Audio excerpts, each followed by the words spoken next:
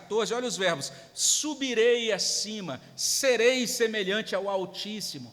Então, todas essas ideias, todos esses verbos apontando para essa postura, para esse modo de pensar, no sentido de um indivíduo que se enche de empáfia e acha que pode ser colocado, que ele vai subir e ser posicionado no lugar de Deus.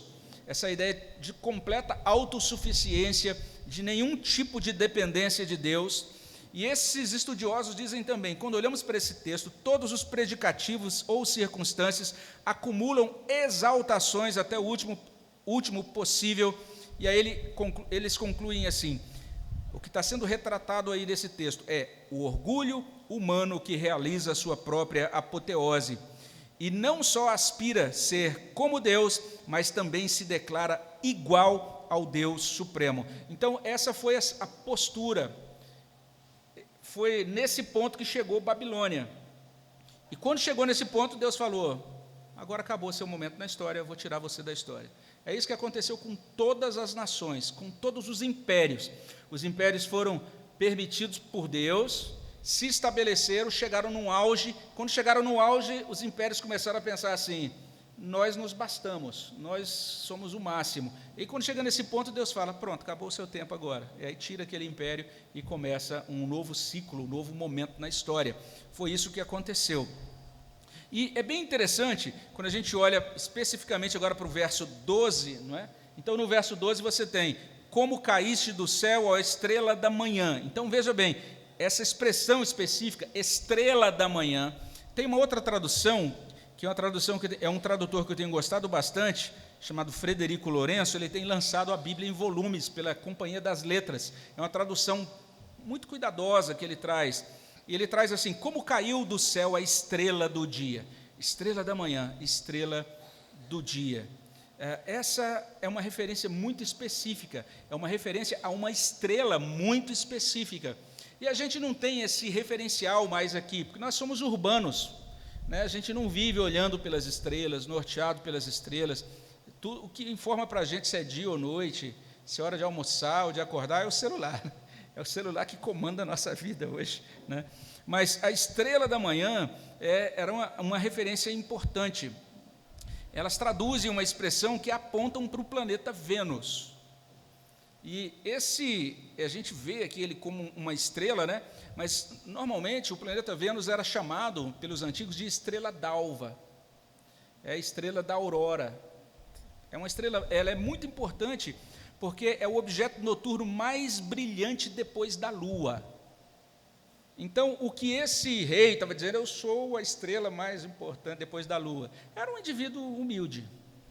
Imagine ele dando a entrevista hoje, um indivíduo que trataria muito bem os repórteres, quem discordasse dele. Essa é a ideia.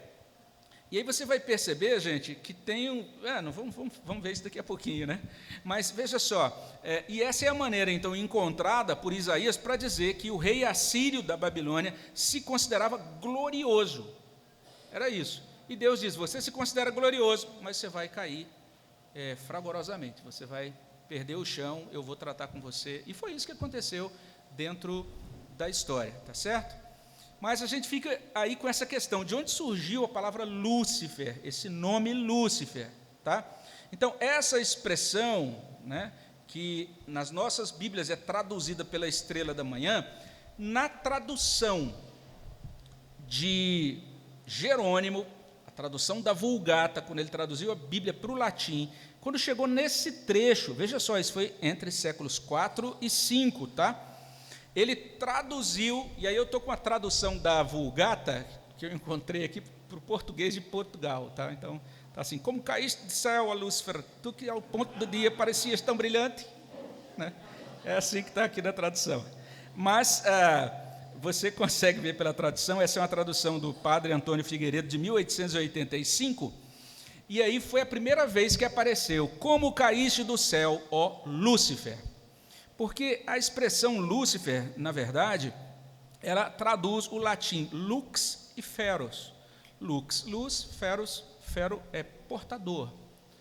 Então, é o portador da luz. Essa é a ideia, tá certo? E daí veio Lúcifer. E a partir daí se tornou popular todo mundo dizer que o nome do diabo é Lúcifer, o nome do diabo é Lúcifer.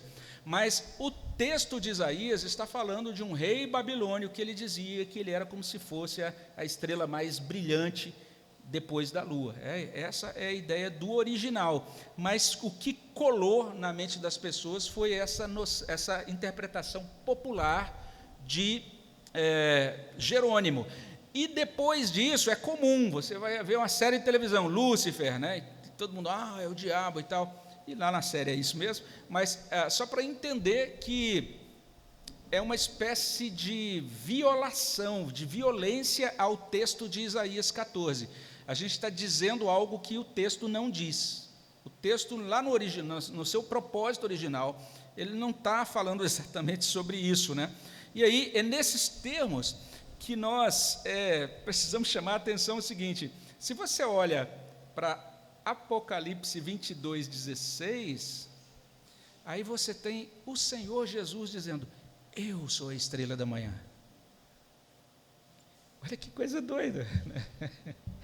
O que a Bíblia está dizendo é que esse, que é o mais glorioso de todos, que tem mais luz do que todos, é o Senhor Jesus Cristo.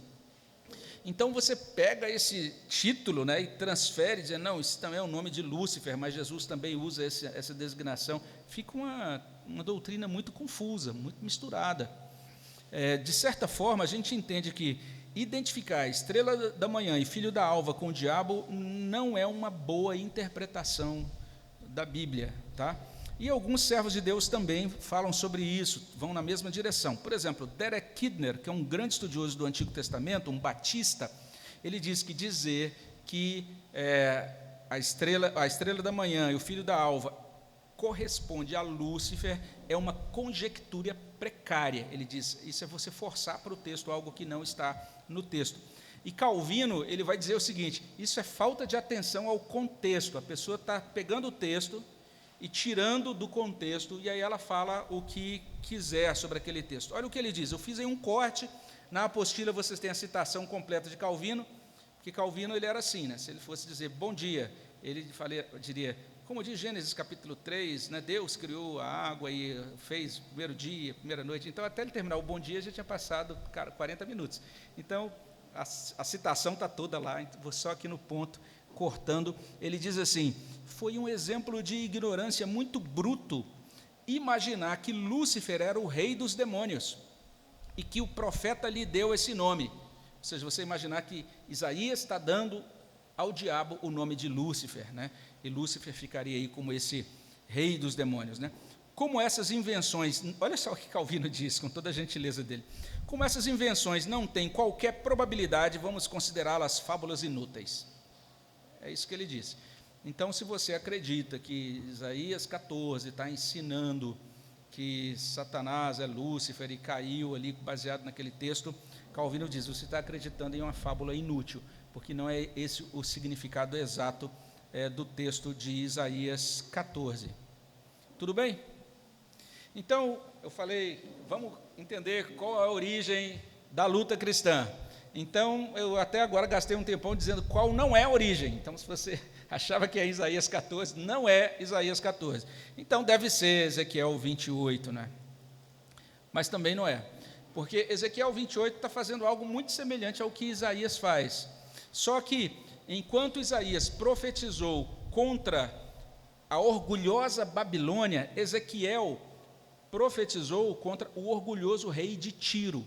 Então, se você olhar, inclusive, a sua Bíblia vai constar normalmente lá, dependendo da tradução, profecia contra o rei de Tiro. Normalmente tem isso, inclusive, lá na sua Bíblia impressa. Porque esse foi o propósito realmente de Ezequiel, e ele vai falar exatamente disso, que a situação daquele rei era tão privilegiada que era como se realmente ele tivesse experimentado todos aqueles privilégios e bênçãos do paraíso. Ele usa essas imagens, né, do Gênesis, da pré-queda ali, do jardim, do Éden, etc., simplesmente como imagens que, nesse momento, funcionam como representações, como símbolos para todo esse esplendor que foi o esplendor desfrutado pelo rei de Tiro. E esse rei também chegou a um ponto de orgulho, iniquidade tomou conta do coração dele, e quando chegou nesse ponto, Deus falou, agora você vai perder esses privilégios e eu vou tratar com você também. Então, essa é a ideia. Então, Ezequiel 28 representa o orgulho que termina em desastre. E aí tem aqueles mesmos estudiosos que eu mencionei lá, que falaram sobre Isaías, eles dizem assim, fazendo com que o rei de Tiro represente o papel do homem primordial, a sua figura histórica é exaltada com dimensões fantásticas. Então é isso que Ezequiel está fazendo. Ele pega a figura histórica do rei de Tiro e transforma o rei de Tiro numa espécie de mito, né? Dá a ele dimensões fantásticas, como se ele fosse assim, essa coisa grandiosa, esse ser sobre-humano. E veja só, ao mesmo tempo a sua pessoa histórica desaparece a fim de representar simplesmente o papel que outros muitos reis assumem e hão de assumir. De certa maneira, todas essas profecias em Isaías, Ezequiel, esses chamados vaticínios contra as nações, gente, eles estão trazendo a mesma mensagem. Qual é a mensagem? É que o ser humano, quando chega numa posição em que ele detém todo o poder e toda a glória humana e pode satisfazer todos os seus desejos, como esses reis, esses impérios, ele se torna autocentrado, ele se torna autossuficiente, ele passa a desconsiderar o Criador. E exatamente por isso o Criador agora vai precisar julgar e tratar com essas pessoas, tá certo? Então, é uma maneira da gente olhar mais corretamente o texto. Tem um estudioso atual, Daniel Bloch, que ele diz que nós estamos nesse texto de Ezequiel 28 diante de uma figura histórica, o rei de Tiro, que perverteu aquilo que era seu por dom divino em um motivo de arrogância. Então ele tinha recebido aquele reino como um dom, uma graça de Deus que concedeu a ele o reinado, mas ele se tornou arrogante e por isso perdeu o seu lugar. Quando olhamos então para Isaías e Ezequiel, basicamente os dois textos, Isaías 14, Ezequiel 28, estão simplesmente pintando com cores muito vívidas a destruição iminente do rei assírio da Babilônia e do rei da cidade-estado de Tiro. E aqueles servos de Deus, cheios do Espírito Santo, como profetas que eram, eles proclamam que apesar do seu aparente poder, apesar de sua riqueza, de toda a sua empáfia, aqueles inimigos do povo de Deus seriam aniquilados, seriam expostos a vexame. Esse é o significado correto, vamos dizer assim, das profecias de Isaías 14 e Ezequiel 28. Aí é claro, né, a gente pode ligar essa soberba daqueles reis ao diabo. Por quê? Porque a soberba provém do diabo, gente. Olha lá, por exemplo, 1 Timóteo 3. 1 Timóteo 3 está falando dos oficiais da igreja, né, dos presbíteros, diáconos, da eleição de presbíteros e diáconos, e dizendo como é que deve ser o perfil, como é que tem que ser a característica desses homens para poderem ser eleitos. E aí, em determinado ponto, 1 Timóteo 3,6, diz assim, que não seja neófito, ou seja, que não seja um novo convertido, uma pessoa imatura, para não suceder que se ensoberbeça e incorra na condenação do diabo. Então, toda vez que você se ensoberbece, você está replicando esse indivíduo sem nome aí, que é o opositor dos filhos de Deus, certo? Você está replicando o diabo, porque ele é o pecado primordial dele, o pecado do orgulho, o pecado da soberba. Até aqui tudo bem? Vocês estão cansados, querem que a gente pare e continue amanhã? Ou pode terminar? O que vocês dizem? Tem gente que já está tão cansado, só está fazendo assim. Mas eu sei que não está concordando, é porque já dormiu já. Ok, vamos lá. Então, se a gente quer saber onde é que começou a luta cristã, a gente já viu que Ezequiel 14, a gente foi até lá, não achou, depois olhamos atrás da moita de... Não, Isaías 14, depois olhamos atrás da moita de Ezequiel 28, também não estava lá. Então, talvez o mais seguro é olhar para Gênesis 3 mesmo, tá? Então, em Gênesis 3, a gente tem essa origem da luta cristã, de forma muito vívida. Eu vou tentar correr aqui, porque vocês já conhecem bem a história. Quando a gente olha para Gênesis 3, é bem interessante. Primeira parte do capítulo, desobediência, queda. Segunda parte do capítulo, Deus vai até o homem decaído e pergunta onde ele está, e daí inicia um diálogo com eles. E depois daquele ponto, então, a mulher diz, olha, eu comi porque a serpente foi quem me encaminhou nessa direção. E quando ela diz aquilo, então a gente tem a primeira maldição da Bíblia. A primeira maldição da Bíblia é contra a serpente. Então veja só, é inconcebível você imaginar que lá em Gênesis a serpente ainda era boazinha, que ela ficou má depois. Não, ela já é amaldiçoada, é o primeiro ser amaldiçoado da Bíblia. Gênesis capítulo 3, versículo 14. Deus, depois do que houve da mulher, o que ele faz? Muita gente imaginaria, né, que Deus diria, está vendo, mulher, você errou, não sei o quê, né, por que você fez isso, estragou tudo, nada disso. Ele ouve o que a mulher diz, o relato sobre a serpente, e ele se volta para a serpente e diz, por causa disso, maldita és. E aí Deus promulga uma maldição, e além disso, promulga uma sentença de derrota militar. Diz que agora ela vai rastejar sobre o seu ventre e vai comer pó todos os dias. Essa expressão, comer pó, no Antigo Testamento, é uma expressão militar.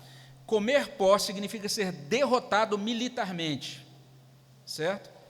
Então, se você quiser saber qual é o status de Satanás no presente momento, ele é um comedor de pó.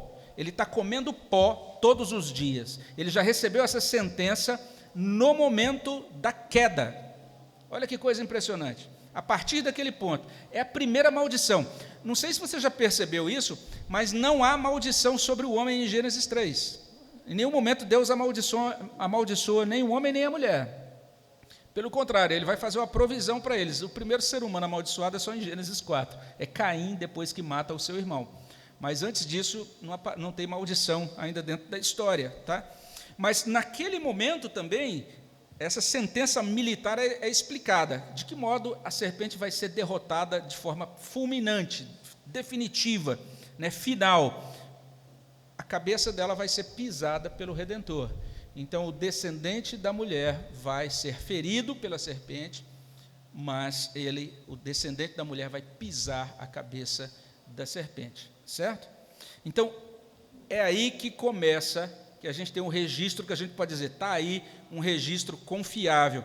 Até porque, se você olha para esse registro, é nesse momento, em Gênesis 3,15, que Deus diz, porém inimizade entre, aí ele vai dizer que a inimizade agora é entre a serpente e a semente da serpente, a descendência da serpente, e entre a mulher, né, e o seu descendente e aqueles que vão ser os descendentes da mulher. Isso é muito importante, é aí que é estabelecida a antítese. Entenda, a luta cristã começou por conta dessa sentença de Deus, porém inimizade entre ti.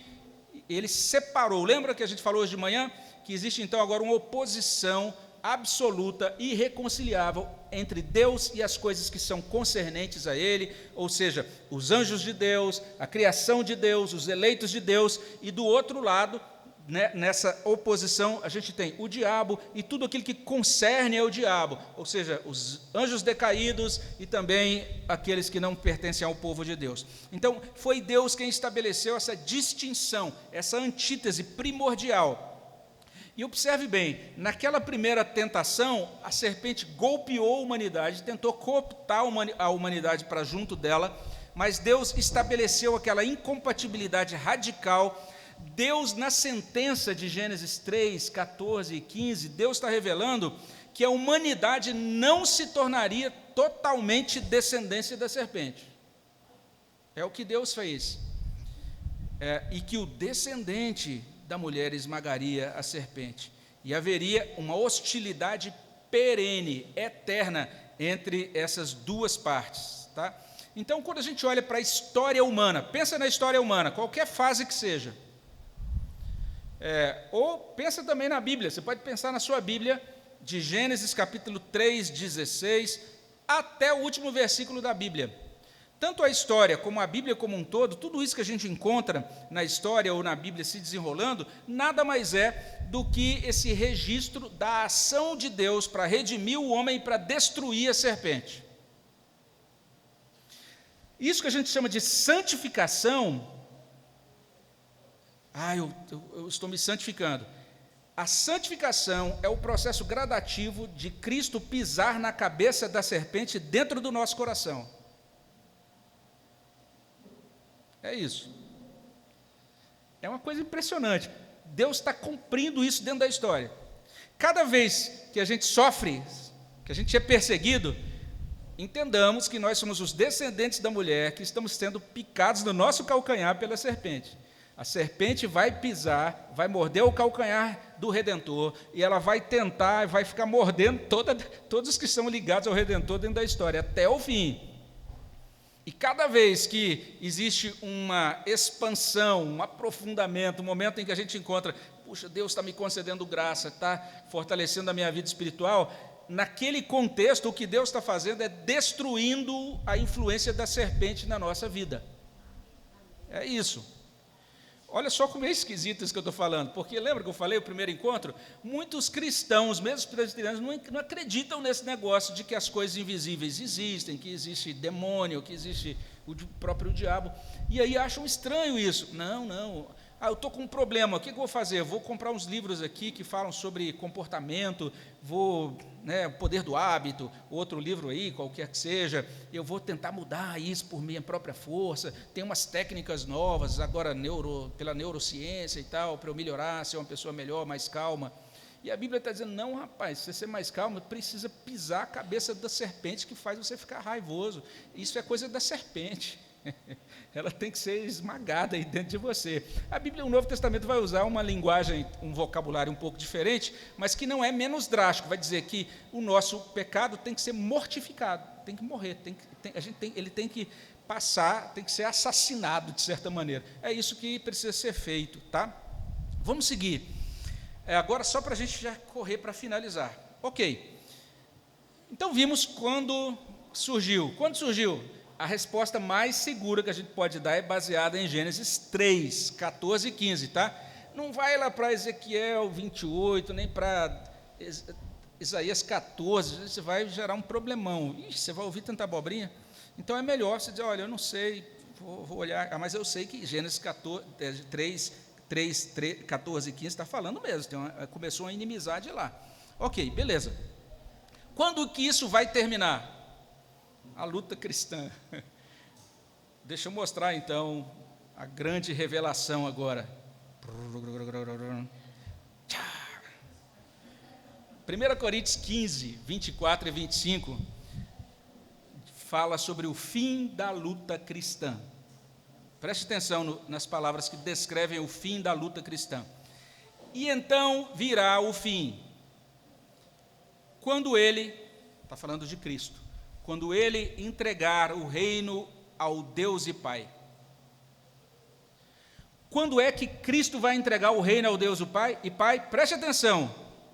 Quando houver destruído todo principado, bem como toda potestade e poder. Você viu um negócio desse? Cristo vai destruir todo principado e toda potestade. A gente lembra do texto que Rafael leu ontem, né? Nossa luta não é contra carne e sangue, é contra os principados e potestades. Pois bem, agora 1 Coríntios 15 diz, sabe essas principados e potestades que estão lutando com a gente, dando essa canseira toda? Tudo vai ser destruído. O Filho de Deus vai destruir. Veja só, porque convém que ele reine até que haja posto todos os inimigos debaixo dos pés. É meio esquisita essa ideia, mas a ideia do Novo Testamento é, Cristo inaugurou o reino. Esse reino já foi iniciado. O reino de Deus já está em operação, já está em expansão na terra. Os agentes do reino de Deus somos eu e você. Esse reino já está presente aqui. E esse reino está sendo estabelecido. E cada vez que ele avança, é uma etapa a mais na efetivação, na implementação desse reino. E Cristo precisa, então, completar isso até que ele coloque todos os inimigos debaixo dos pés. Você notou uma certa semelhança? O Redentor vai pisar a cabeça da serpente. Cristo vai colocar os inimigos aonde? Debaixo dos pés. Observe bem. Então, a entrega do reino exige a destruição de todo principado, cabe a Cristo colocar todos os inimigos debaixo dos pés. Você vai encontrar, então, essa ideia de destruição. Quando você encontra a palavra destruição, até que tenha destruído, não pense que isso significa que Cristo vai chegar e vai tocar assim em Satanás, ele vai virar fumaça, ele vai deixar de existir. Não é isso. A palavra usada aí no original tem essa ideia de eliminar o poder de influência, tem essa ideia de estabelecer um impedimento definitivo às atividades malignas e destrutivas. No Novo Testamento, nunca existe a ideia de que o indivíduo mau deixará de existir. O indivíduo mau, ele sofrerá a penalidade de juízo eterno, receberá castigo de dia e de noite pelos séculos dos séculos. Tanto os seres humanos que não abraçaram o Evangelho, como também o diabo e todos os seus anjos serão atormentados pelos séculos. É nesse sentido que diz que eles serão destruídos. Eles não terão mais, perderão totalmente a influência e o lugar e o poder no cosmos. Hebreus também usa essa imagem, eu vou passar esse slide de Hebreus, não é? Mas o que a gente está querendo colocar é isso. Quando é então que vai terminar a luta? Como eu falei, quando chegar lá na consumação. Mas entenda, existe um sentido em que a nossa luta termina também. Então a gente pode dizer que, de certa forma, e aí eu não sei se vocês vão encontrar o slide 26 aí, né? Tem uma letra de um hino, né? Mas o slide, já está ali. Puxa, isso aqui é a eficiência dessa turma. Então esse slide traz isso, né? Pensai nos amigos do céu,